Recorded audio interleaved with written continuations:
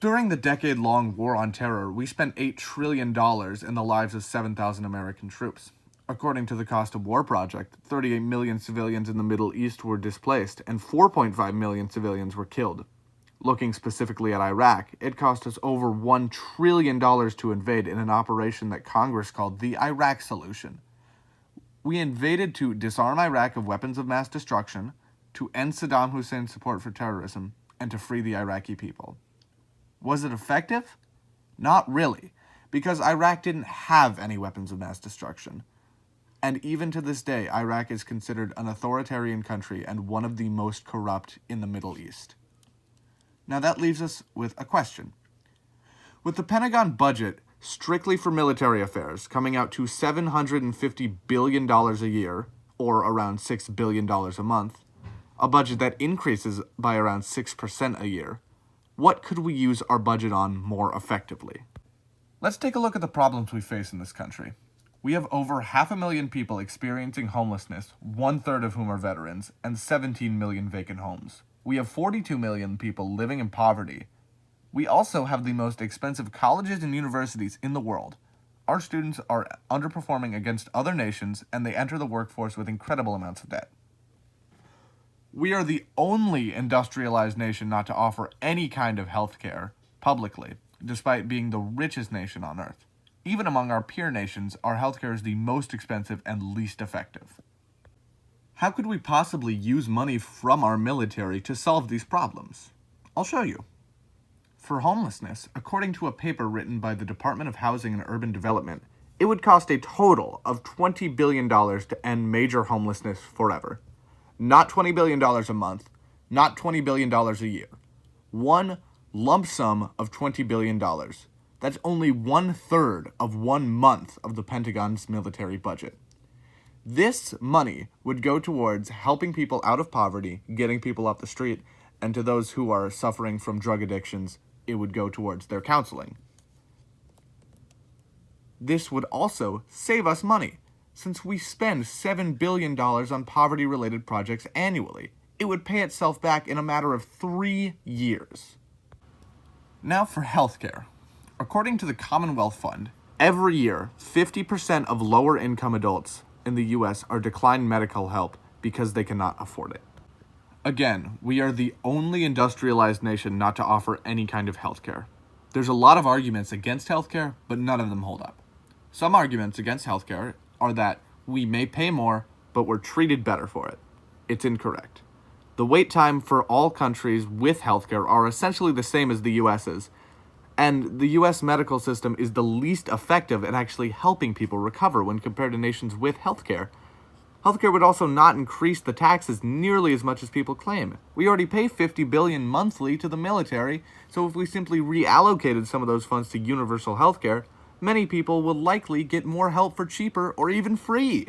According to a report by the U.S. Congressional Budget Office, the most thorough and extensive report of its kind ever written, we as a nation could save tens or even hundreds of billions of dollars every year if we switched to universal health care.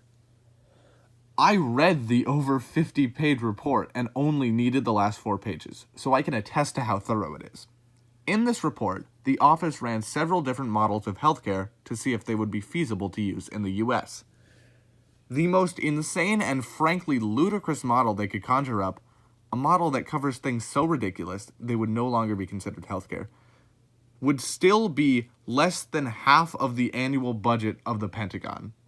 So to break this down, this universal healthcare system that essentially gives its citizens money if they so much as stub their toe would still be less expensive than half of the annual military budget for the Pentagon.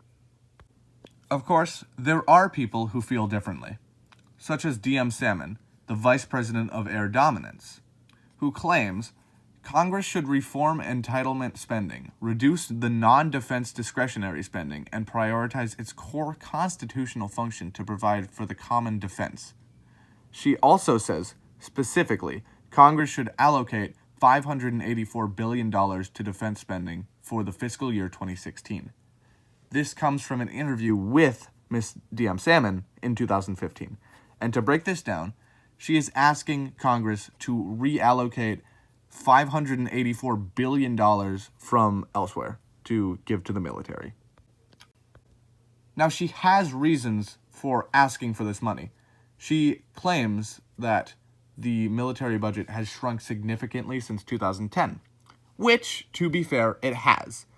But she fails to acknowledge that we were invading multiple countries in 2010, and we had also started the very expensive Operation New Dawn, which by itself cost $815 billion, which is why the military spending went down.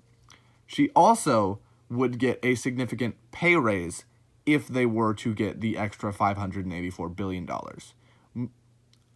I should also mention that the money that they were getting for 2016 was already $584 billion, so they would be totaling $1.1 trillion. I don't know why she asked for that much money.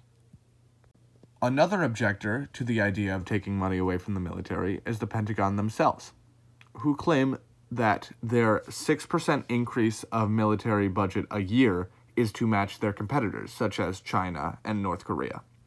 Though they fail to acknowledge that they spend over $100 million more a year than China and North Korea combined. So what would the church think about this?